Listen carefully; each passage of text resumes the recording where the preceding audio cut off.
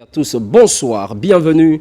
Les titres du journal. Deuxième édition du forum minier, une rencontre pilotée par la Banque panafricaine Ecobank. L'événement réunit Banque de la Place, investisseurs et opérateurs économiques. Principal enjeu, financer des projets miniers structurants comme Simandou. L'accès facile à l'eau.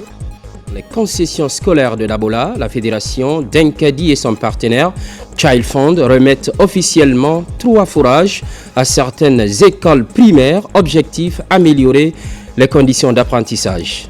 Le Hajj 2025 débute dans quelques jours à la Mecque. Une mission du secrétariat général des affaires religieuses est à Mina. Il est question de s'assurer des conditions d'hébergement et de sécurité pour le bien-être des pèlerins guinéens. C'est tout pour le sommaire. À Conakry, tenue du forum minier, ambition affichée pour cette deuxième édition, transformer les richesses du sous-sol guinéen. L'événement regroupe Banque de la Place, investisseurs et opérateurs économiques. Ils réfléchissent sur le financement des projets miniers structurants, notamment Simandou, l'un des plus grands gisements de fer inexploités, avec une réserve estimée à plus de 2 milliards de tonnes. Maïmouna Belagalo, Eugène Dunamou. Mobiliser les acteurs de la finance pour soutenir les grands projets miniers en Guinée, tel est l'enjeu de la deuxième édition du Forum minier porté par Ecobank. Après une première édition prometteuse, ce rendez-vous revient avec pour ambition de renforcer les synergies entre banques, investisseurs et opérateurs miniers autour de projets structurants pour l'économie. À travers cette deuxième édition, notre ambition est simple. Vous offrir une expérience bancaire inoubliable et devenir la banque du secteur minier en Guinée. Soyez rassurés que Ecobank est pleinement engagé à transformer l'accompagnement bancaire du secteur minier, à soutenir la sous-traitance locale et à renforcer la place de la Guinée sur la carte mondiale des investissements miniers. Simandou 2040, au-delà de tous les discours, c'est un moyen d'ancrer le bénéfice d'une exploitation minière dans l'économie nationale. Donc je souhaite que pour justement avancer dans la réalisation de votre objectif, Ecobank s'implique davantage en amont, dans la recherche et l'exploration. Il y a des risques à prendre là-bas, mais les avantages importants du secteur minier, c'est que quand vous prenez un risque dans la recherche et l'exploitation, ce n'est pas la roulette russe. Il y a beaucoup de chances que vous aboutissiez à un projet concret. Au-delà de Simandou, le forum aborde des sujets clés: gouvernance du secteur minier, transparence, transition énergétique et intégration des PME locales. La volonté de notre président de la République n'est pas de faire fuir les investisseurs, l'utilisation de ces ressources minières. Son désir est plutôt d'inviter ceux qui sont sérieux, soucieux et respectueux du code minier, du code des douanes, du code des investissements et surtout des promesses contenues dans leurs conventions respectives. Ecobank, avec ses 28% de parts de marché sur un total de 28 banques, veut jouer un rôle de catalyseur. Avec plus de 250 participants, cette deuxième édition s'impose comme une plateforme incontournable pour débattre des défis et opportunités d'un secteur vital pour l'avenir économique de la Guinée. Fini la 119e session de l'Organisation des États d'Afrique, du Caraïbe et du Pacifique. En Belgique, la Guinée participe aux travaux avec la présence de l'ambassadeur accrédité auprès des pays du Benelux, Amadou Touré, Mohamed Souma. Tenue à Bruxelles, en Belgique, de la 119e session de l'Organisation des États d'Afrique, du Caraïbe et du Pacifique, ACPI. La Guinée, représentée par son ambassade dans les pays du Benelux et auprès de l'Union européenne, a brillé par sa participation comme membre des 12 pays sur les 79 États qui comptent l'organisation à payer partiellement sa cotisation. Nous avons fini ces travaux avec succès et avec beaucoup d'espoir. Et ce qu'il faut noter, c'est que la Guinée a été représentée par l'ambassade de Guinée et nous avons aussi abordé la question des cotisations. Et je peux dire que nous sommes fiers de faire partir des 12 États qui ont payé partiellement leurs cotisations. Et cela fait de nous un membre actif de cette organisation. Au menu des débats à l'occasion de ce sommet, l'avenir de l'organisation, la situation des cotisations et les arriérés de paiement des pays membres. Une préoccupation pour le Tchadien Moussa Saleh Batraki, nouveau secrétaire général de l'organisation. Nous sommes inscrits dans une dynamique de réforme et c'est ça le sens de mon mandat, c'est de faire en sorte qu'il y ait la confiance qui soit rétablie entre l'organisation et ses membres, mais également entre l'organisation et ses partenaires dans l'Union européenne. Nous sommes prêts à relever le défi avec une équipe que nous voudrions restreindre et ferons tout le nécessaire pour que cette confiance soit rétablie et pour qu'on puisse servir d'ici l'année prochaine nos États membres.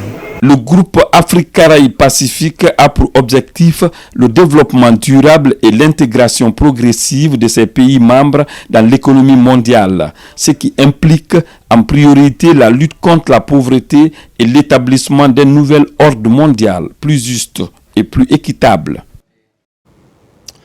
Retour au pays. En France, à Koya, dans le Grand Conakry, un nouveau bloc administratif va bientôt sortir de terre. La pose de la première pierre est effective. Le projet, sans doute, va contribuer à changer le paysage architectural de la ville. Mangué Dantoumassouma pour les détails.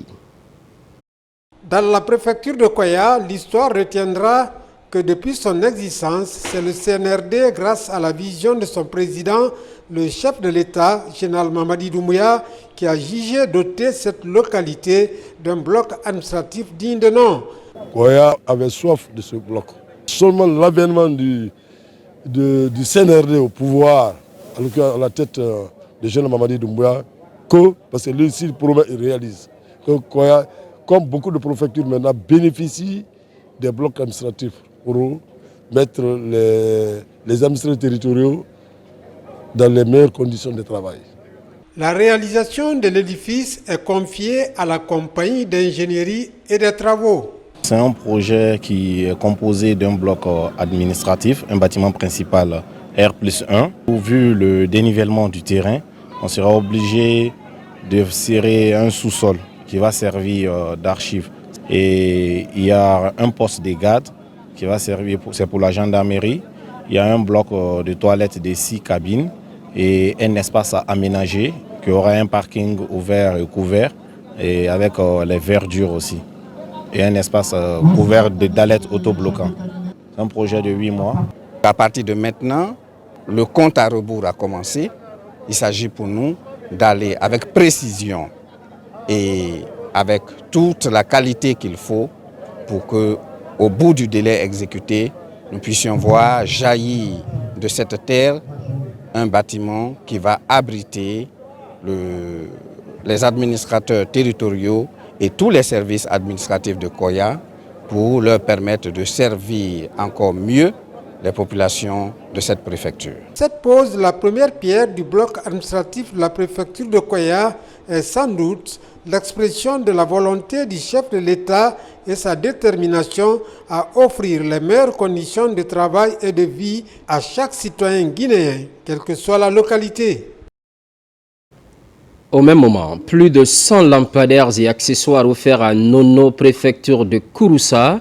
C'est pour électrifier cette partie de la savane guinéenne. Un des fils du terroir, Ousmane Savané, a mis la main à la poche. Plus d'1 milliard de francs guinéens débloqués. Il compte pleinement participer au développement de sa localité. Mohamed Amin Kamara. La refondation de l'État promise par le CNRD se matérialise progressivement à travers la réalisation d'infrastructures routières, des édifices d'intérêt public et surtout la régularité de l'électricité pour tous. Autant d'acquis qui suscitent l'accompagnement des personnes de bonne volonté à emboîter le pas à cette politique de redistribution de la richesse nationale.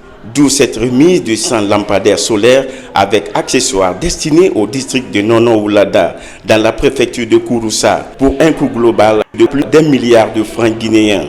C'est un geste d'un fils ressortissant de la localité.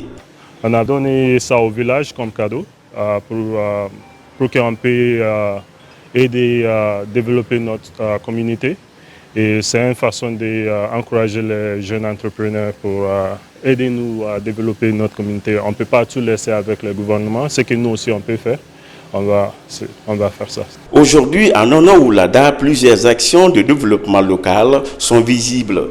Des infrastructures sociales de base sont construites ou encore en cours de réalisation. Ce don de panneaux voltaïques vient ainsi renforcer l'élan de progrès amorcé par l'association des ressortissants de ce district. Avec un don de 100 000 poteaux voltaïques d'une valeur de 1,5 milliard. Donc je pense que ce don consiste à électrifier notre village. Il a tout pris en charge des panneaux voltaïques, de l'installation des poteaux qui vont supporter ces panneaux, c'est-à-dire les piédestals, le transport, la main-d'œuvre et une équipe d'entretien qui va être constituée lors de la fête de Tabaski pour assurer la pérennisation et l'utilisation à bon escient de ces dons. Situé à 80 km du chef-lieu de Kouroussa, le district de Nona Oulada, à travers ses fils et filles, est à ce jour dans une dynamique de transformation en termes d'infrastructures de base. C'est le cas de ce centre de santé qui sera bientôt inauguré et la construction d'un bloc administratif est aussi en vue. Par ailleurs, à Dabola, dans les concessions scolaires, l'accès à l'eau potable se pose comme défi. La fédération d'Enkadi et son partenaire Child Fund se mobilisent. 3 forages sont officiellement remis à certaines écoles primaires du centre urbain de Dabola. Ils ont été installés dans le seul but d'améliorer les conditions d'études dans ces établissements. Silati Kourouma, Marwan Kamara. Fini les calvaires liés à la quête de l'eau potable dans les écoles primaires de Tenkissou, Hermakono et Ketaya dans la préfecture de Dabola. Ces établissements scolaires viennent de bénéficier des forages. Ils sont offerts par l'ONG d'Enkadi à travers son partenaire Chaifon. Ces forages pourraient faciliter l'accès à l'eau potable dans ces écoles pour les élèves et pour les communautés environnantes. La fédération, avec l'appui financier et technique de son partenaire Child Fund Guinée, a rédigé un projet de forage dans les établissements scolaires. Ce projet permet aussi de faire la promotion des règles d'hygiène dans les différents établissements scolaires dotés en eau potable. La fédération a fait beaucoup de choses pour l'éducation. Il arrive même à payer les enseignants de CEC, c'est-à-dire les centres d'encadrement communautaire. Il donne des vélos. Il subventionne même pour la révision des candidats. Donc s'il nous donne des forages, c'est un de plus. Nous les remercions. À travers ce geste humanitaire, l'ONG d'Enkadi et son partenaire redonnent le sourire aux élèves et encadreurs à travers une source d'eau potable propre et durable. Nous remercions au plus haut niveau Child Fund pour ses efforts inlassables. Nous savons que l'eau, c'est l'hygiène, l'eau, c'est la vie. Nos enfants seront à l'abri des maladies parce qu'ils en feront bon usage. Nous, élèves de Tenkissou, par ma voix, sommes très fiers car l'eau, c'est la vie. La réalisation de ces forages va contribuer à la réduction des risques de maladies hydriques et améliorer la santé des élèves pour leur bien-être. 900 kits alimentaires, un don des Émirats Arabes Unis aux victimes de la récente tornade dévastatrice à Fria. On retrouve du riz, de la farine et autres denrées de large consommation. C'est le fruit de la bonne coopération entre la Guinée et ce pays de la péninsule arabique grâce au leadership du chef de l'État, Amadou Touré. Comme réponse humanitaire face au drame de Fria, le gouvernement, grâce à la coopération avec les Émirats Arabes Unis, apporte 900 kits alimentaires composés de farine, du riz, de l'huile et autres denrées destinés aux 805 ménages sinistrés recensés par l'Agence nationale de gestion des urgences et catastrophes humanitaires, ANGUSH. Le gouvernement guinéen est là et au chevet vraiment des populations et au chevet des sinistrés. Nous avons été mandatés par notre ministre de venir prendre toutes les dispositions nécessaires pour vraiment appuyer les sinistrés. Donc ça, ce n'est qu'une partie de ce qui est fait. Et l'État aussi est toujours en train de mobiliser d'autres choses que nous allons aussi envoyer, donner à ces populations. Je suis très heureux de me retrouver parmi vous pour partager ce moment inoubliable avec vous. Je me fais le devoir de vous transmettre les félicitations de l'État des Émirats arabes unis. Aussitôt que nous avons appris la mauvaise nouvelle de la tornade qui est intervenue récemment dans la ville de Fria, nous nous sommes souciés d'une intervention rapide et prompte pour venir exprimer la compassion des autorités compétentes de l'État des Émirats arabes unis envers les populations de Fria. Ce don proactif du gouvernement émirati a été facilité grâce au leadership du président de la République générale d'armée Mamadi Doumbouya que les autorités de Fria ont au nom des populations salué, ainsi que la représentation diplomatique des Émirats arabes unis en Guinée. C'est l'ambassadeur des Émirats arabes unis qui est venu offrir un don aux sinistrés. Ça nous va droit au cœur. Depuis les premières heures, nous sommes assistés, nous sommes accompagnés, nous sommes aidés par le gouvernement guinéen en sa tête, le chef de l'État, chef suprême des armées, le général d'armée Mamadi Doumbouya. Ces opérations, depuis le lendemain de ces drames, ont été planifiées et exécutées par l'Agence nationale de gestion des urgences et catastrophes humanitaires ANGUSH en tant qu'institution du gouvernement guinéen spécialisée dans la planification et l'exécution des réponses humanitaires appropriées face aux catastrophes naturelles. Humanitaire toujours, cette main généreuse en direction de l'orphelinat Dieu est amour, c'est un don de vivre pour soulager les enfants évoluant dans ce centre. Nabi Kamara. Un geste de cœur pour les enfants de l'orphelinat Dieu est amour. C'est sous ce slogan que le Lions Club Conakry Yara est venu traduire en actes concrets son soutien aux tout-petits de ce centre ici à Nongo. Il s'agit des vivres composés de riz, d'huile et des condiments qui, sans nul doute, les soulageront pendant quelques jours. Il n'y a pas longtemps, nous étions là également pour un don et nous avons promis devant Dieu que s'il y avait les moyens que nous allons revenir. Et Dieu a fait grâce, nos prières ont été exaucées. Et un bon donateur, une âme généreuse, nous a contactés. Il nous a demandé de faire ce don en son nom et au nom de tous les membres du Lions Club Conakry Yara. Nous comptons faire encore plus, nous comptons faire encore mieux. Et comme on dit, au Lions Club Conakry Yara, nous ne sommes pas que des âmes généreuses, nous sommes également un pont entre les bonnes personnes, les âmes généreuses, pour pouvoir toucher plus de personnes dans nos communautés et aider vraiment ceux qui sont dans le besoin. Ce don est venu au bon moment dans ce orphelinat Dieu est amour, d'où cet accueil chaleureux des enfants bénéficiaires qui, par la voix de la fondatrice du centre, ont dit toute leur reconnaissance aux donateurs, le Lions Club Conakry Yara. Ce n'est pas la première fois ni la deuxième fois. Ils ont l'habitude de venir ici avec les dons ici pour nous. Souvent quand ils viennent avec les dons, vraiment c'est merveilleux. Et on leur dit merci, pas seulement les dons que Lions Club fait pour nous. Des fois même ils nous aident aussi pour le loyer, car c'est les grandes difficultés qu'on travaille ici dans notre orphelinat. Nous sommes à location et tout le temps nous sommes embêtés par les propriétaires de la maison pour le paiement des loyers. Vraiment on demande aussi les bons volontaires aussi qui les soutiennent, qui les aident. On les demande aussi merci beaucoup. Merci pour tout ce qu'ils sont en train de faire dans la main de Lions Club pour nous arriver ici. Le Lions Club Conakry Yara a promis de répéter le geste en faveur de cette couche sociale qui mérite l'attention de chacun de nous. À la Mecque, le Hajj 2025 débute dans quelques jours, je vous le disais à l'entame. Déjà, une équipe du secrétariat général des affaires religieuses est à Mina. Objectif de la mission, évaluer les installations destinées à accueillir les pèlerins guinéens, ce qui a permis de passer en revue l'hébergement, la sécurité et le bien-être des fidèles durant le pèlerinage. Lancé Koulibaly, Mamadou Babangoura sont sur place. À 7 km de la Mecque, la cité de Mina. C'est sur ce site traditionnel que se dérouleront les épreuves du Hajj 2025. Un des piliers de l'islam. Dans le souci de créer de meilleures conditions aux pèlerins guinéens, le secrétariat général aux affaires religieuses a dépêché une mission pour faire l'état des lieux.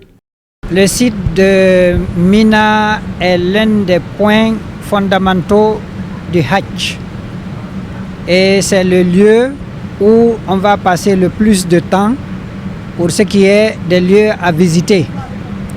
D'où l'importance d'avoir un lieu approprié, adéquat pour abriter les pèlerins guinéens. Les tentes sont hermétiquement fermées et avec des contreplaqués. Ça déjà, c'est un signe pour la conservation de l'humidité qu'il doit avoir à l'intérieur des tentes pour assurer vraiment le bien-être aux pèlerins. Ça, c'est un.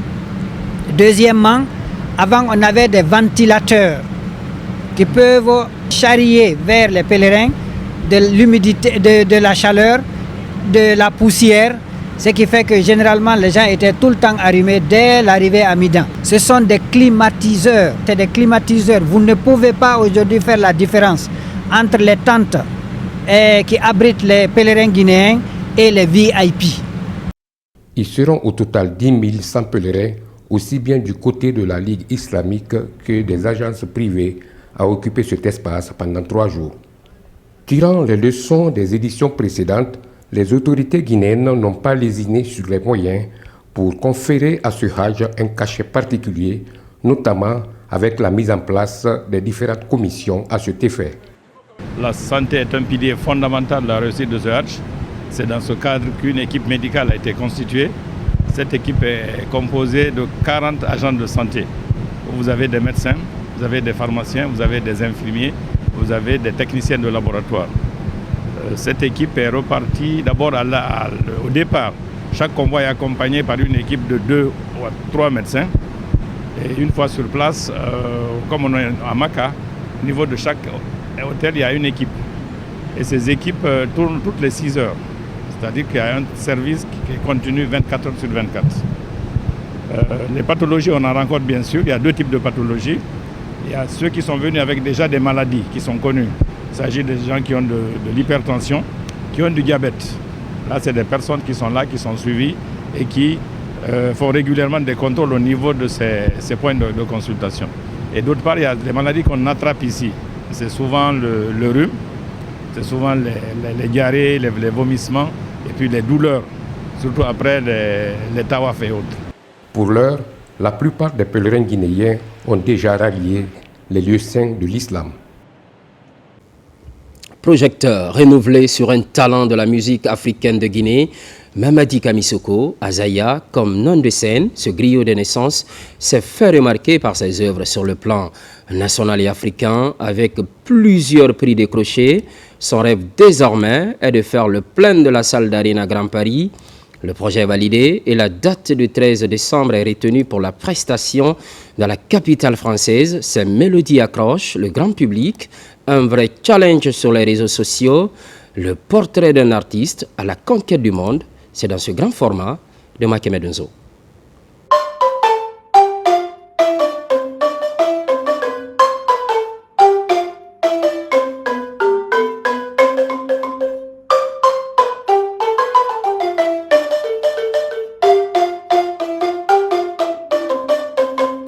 Depuis toujours, la fête de Tabaski est célébrée en grande pompe dans la ville de Kankan. Mais cette année, avec la chanson fétiche de la danse des Manikamori appelée Mamaya, remixée par le messie de la musique guinéenne Mamadi Azaya, incite encore plus les admirateurs de la Mamaya de Kankan. Sur les réseaux sociaux, Kankanais ou pas, chacun se débrouille à faire sortir l'élégance que cette danse impose. Les accessoires qui rentrent dans la prestation des danseurs, commençant par le bonnet, en passant par la canne, la babouche, jusqu'au modèle de l'habit, tous ces accessoires ont tout leur sens. Et ce cocktail de mélange donne une saveur particulière à la Mamaya.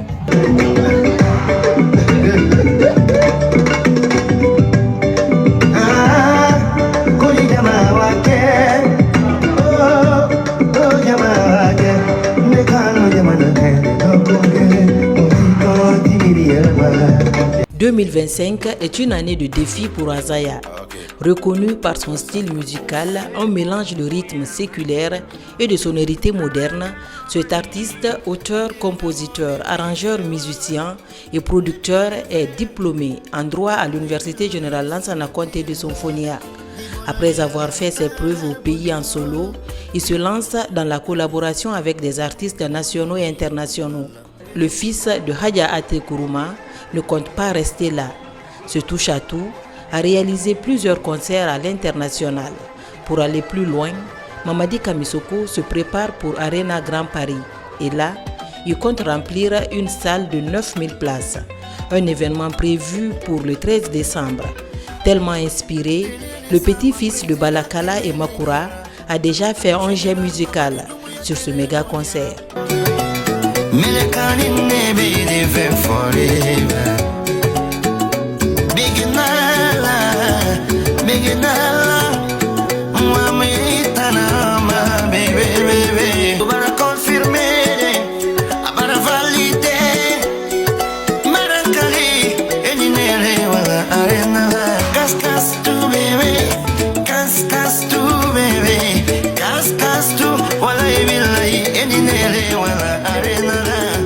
Azaya, qui d'ailleurs tient ce surnom de son père, qui faisait partie des musiciens polyvalents les plus réclamés par les mélomanes de l'orchestre de Morikante à Abidjan et le groupe standard de Petit Condé.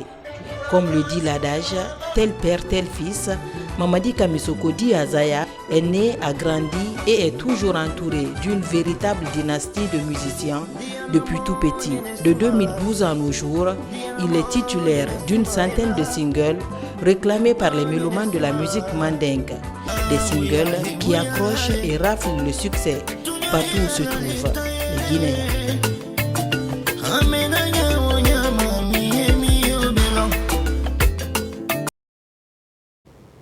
L'actualité évolue en Guinée, notre paradis, terre de richesse et d'innovation, constante fidélité à toutes et à tous.